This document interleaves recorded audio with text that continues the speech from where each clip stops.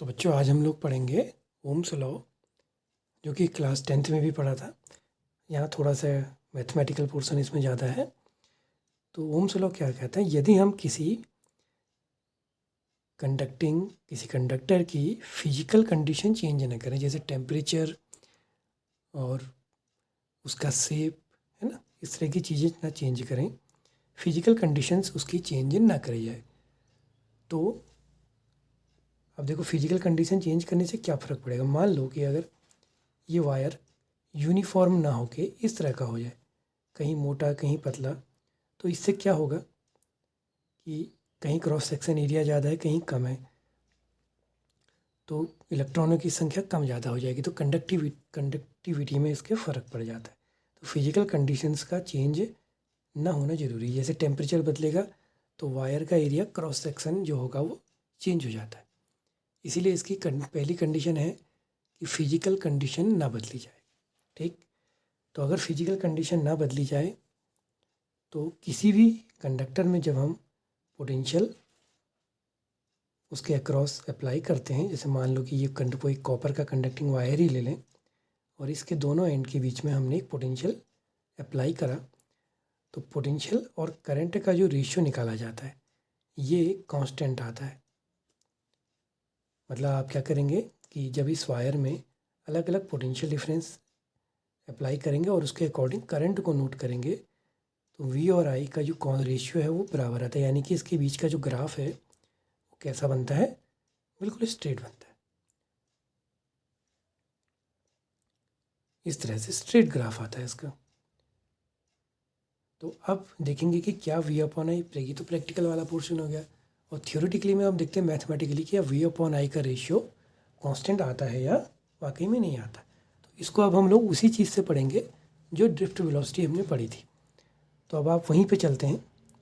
तो उस कंडीशन में अगर हम जाएं तो क्या बताया था मैंने कि एक तो इनकी थर्मल वेलोसिटी होती, जो कितनी बताई थी, 10⁵ मीटर बाई सेकेंड की। फिर इस पर क्या होती है, एक ड्रिफ्ट वेलोसिटी भी जुड़ती है। ठीक है ना, इस पर क्या जुड़ती है, एक ड्रिफ्ट वेलोसिटी जुड़ती है। तो वो कितनी बताई थी, 10⁻⁻⁴ की रेंज की। तो ये तो इलेक्ट्रॉनों का ऐसी कॉन्सेप्ट हमने पहले पढ़ी थी। अब हम देखते हैं कि जो ड्रिफ्ट वेलोसिटी थी उसकी कंसेप्ट क्या बताई थी, वो सभी इलेक्ट्रॉनों की जो क्या थी, एवरेज स्पीड होती है ना। इलेक्ट्रॉनों की जितने भी इलेक्ट्रॉन है वो जितने मूव कर रहे हैं उन सब की जो थी एवरेज वेलोसिटी ही ड्रिफ्ट वेलोसिटी होती है। अब आप ये मानो कि जैसे मान लिया कि इलेक्ट्रॉन है, ठीक है ना, तो ये क्या होता है, इसके बीच में पॉजिटिव आयन से, ये फ्री इलेक्ट्रॉन से क्योंकि ये निकलेंगे तो पॉजिटिव आयन भी बनेंगे।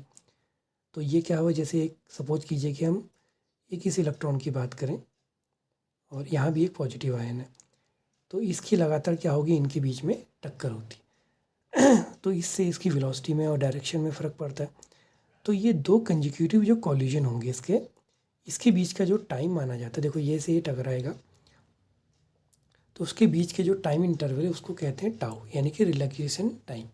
दो कंजिक्यूटिव कॉलिजन के बीच का जो भी इसका समय लगता है उसको कहते हैं टाउ। अब ये सब के लिए अलग अलग होगा। ठीक, मान लो कि इलेक्ट्रॉन जो था इनकी अपनी रैंडम स्पीड्स हमने मान ली सभी की, किसी की U1 U2 U3, और मान लिया इसमें number of electron total n हो गया। ठीक, फिर जब इसमें पोटेंशियल डिफरेंस होगा तो क्या होगा कि ये मूव करने लग जाएंगे, है ना, और ये क्या होते हैं, एक्सेलरेट होंगे। अब एक्सेलरेट कैसे होंगे समझते हैं। हमने इसके बीच में पोटेंशियल डिफरेंस अप्लाई करा, लेट या इसको सीधे सीधे समझे, एक वी पोटेंशियल डिफरेंस अप्लाई कर लिया, माना ये प्लस एंड और ये माइनस, ये वी अप्लाई करा और इसकी लेंथ सपोज एल थी, तो एक इलेक्ट्रिक फील्ड भी जनरेट होगा जिसकी डायरेक्शन इधर को हो जाएगी, E इक्वल टू V/L। अब इसके थ्रू क्या होगा, इन इलेक्ट्रॉनों पे क्या लगेगा, फोर्स लगेगा। तो वो फोर्स हो गया F बराबर QE होता है, तो इलेक्ट्रॉन के लिए वो EE हो जाएगा, और ये सबके लिए बराबर होगा क्योंकि सबका जो चार्ज है वो कांस्टेंट है और सबकी लिए इलेक्ट्रिक फील्ड भी एक हो गया। अब इसके कारण क्या होगा, इनको एक्सीलरेशन मिलेगा F=ma। वो भी सबके लिए सेम होगा क्योंकि सबका मास भी सेम है। तो F=ma यहाँ से आया, F=e यहाँ से आया, तो A आ गया E/m। ये एक्सीलरेशन इन सभी पर अप्लाई होगा, सारे के सारे इलेक्ट्रॉन्स पे। तो जैसे इनकी initial speed u1 u2 un थी, एक्सीलरेशन लगा, और एक्सीलरेशन के बाद इनकी स्पीड क्या हो जाएगी, मान लिया इनके जो कंजुगेट टकराते रहते हैं तो कोई भी दो कंजुगेटिव कॉलिजन के बीच का टाइम इंटरवल माना यहाँ τ1, यहाँ τ2, इसी तरह से n तक τn हो गया।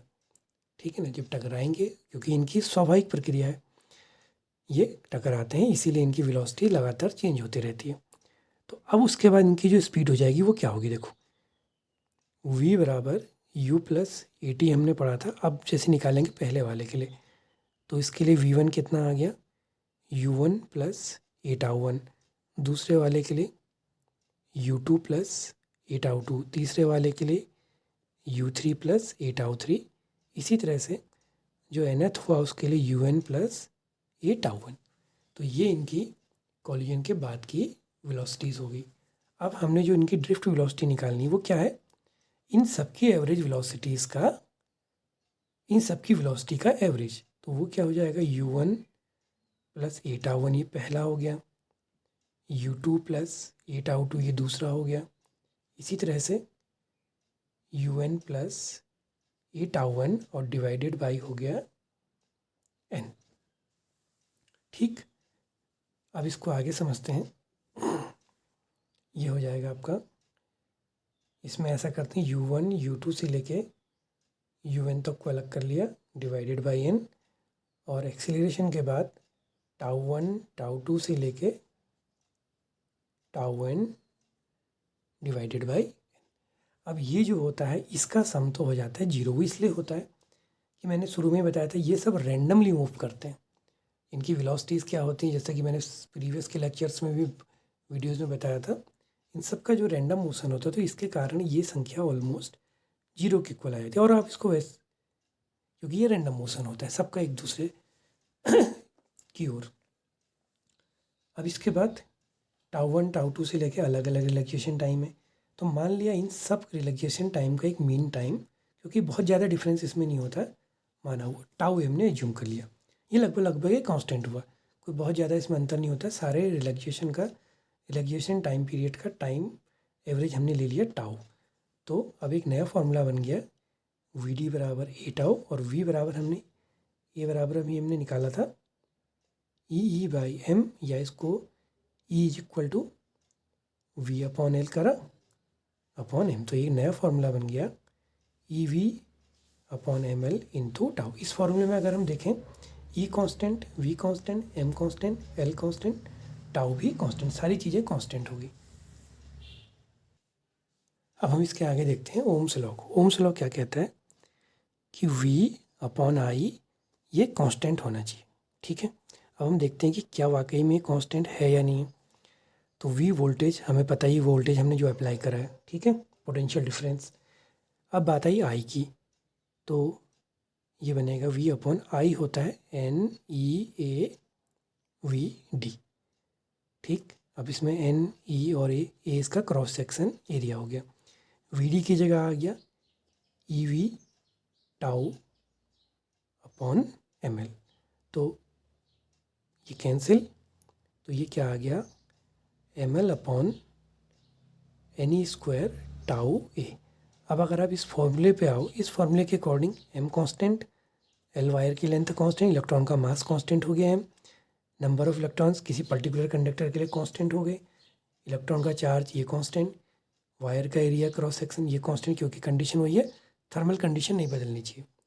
तो फिजिकल कंडीशन नहीं बदलेंगे तो एरिया कभी चेंज नहीं होगा, τ कांस्टेंट। तो ये पूरा का पूरा टर्म क्या आ गया, कांस्टेंट। तो हमने क्या देखा, v अपॉन आई जो आ गया वो कांस्टेंट आ गया, और इसी कांस्टेंट को हम लोग कहते हैं इसका थर्मल, नहीं सॉरी, इसका इलेक्ट्रिक रेजिस्टेंस। जैसे हमने थर्मल रेजिस्टेंस पढ़ा था, वैसे ये क्या है, इलेक्ट्रिक रेजिस्टेंस।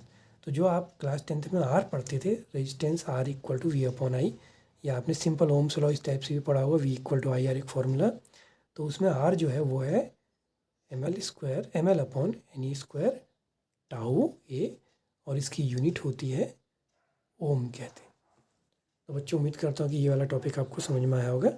अब हम इसके आगे अगले वीडियो में रेजिस्टिविटी और उससे रिलेटेड कुछ और टॉपिक देखेंगे।